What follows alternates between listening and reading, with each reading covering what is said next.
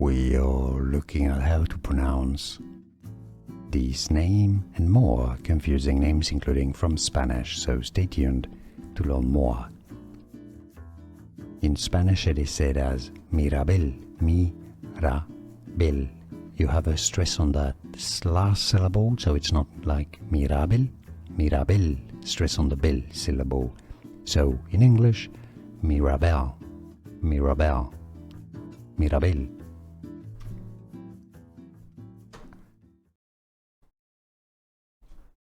We are looking at how to pronounce these name and more confusing names, including from Spanish, so stay tuned to learn more. In Spanish it is said as Mirabel, mi-ra-bel.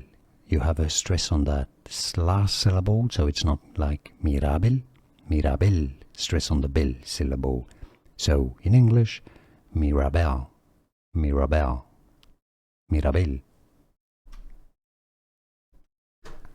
Here are more videos on how to pronounce more confusing words and names too many mispronounced. Like this video if you found it useful. I appreciate your support. I'll see you soon and thanks for watching.